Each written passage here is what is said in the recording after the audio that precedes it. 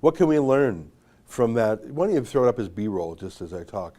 What can we learn from this group of people dancing? The first thing we can learn is their vanity.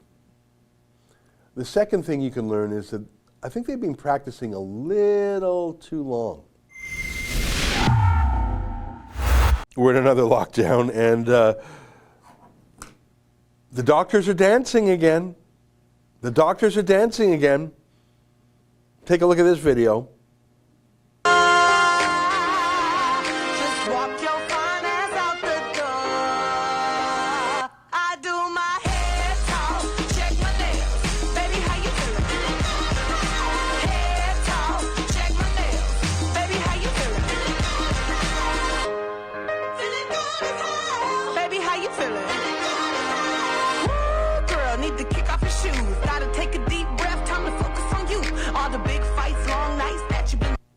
Did you see what the TikTok account there was? What hospital was that? Did it say?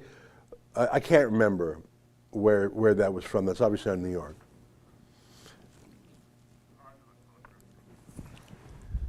I can't quite make it out. Boston. So what a difference. You have the working classes, waiters, waitresses, bartenders, restaurant owners.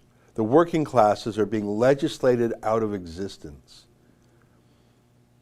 I think that restaurants would be full if they were open, because the scaredy cats, people who were afraid, people who were genuinely at risk, would stay home. And young people, and New York is a city of young people, single people. New York is a city where young people go and their grandparents are elsewhere. Manhattan especially is a place where young people go to find fame and fortune and their future.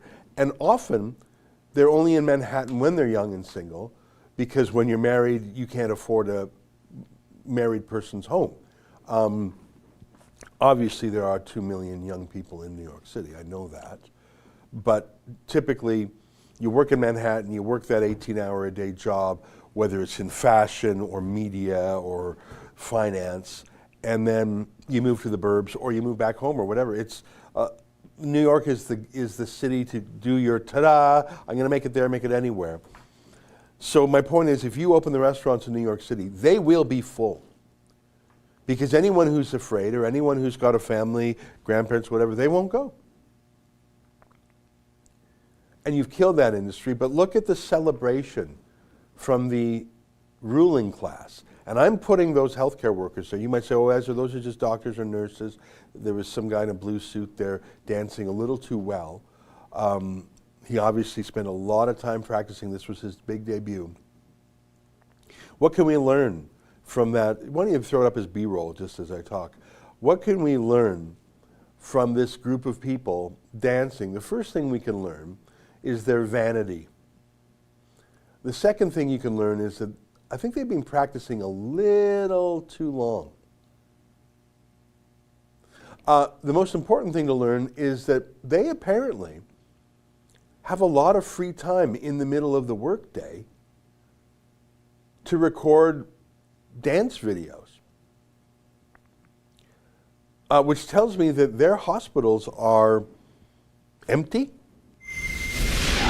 Oh, hi friends. What you just saw there is a clip from our Rebel News daily live stream show. It's fun, it's fast, and it's completely unscripted, so you never really know what you're going to get. Just go to rebelnews.com/livestream to sign up for special alerts for when we go live.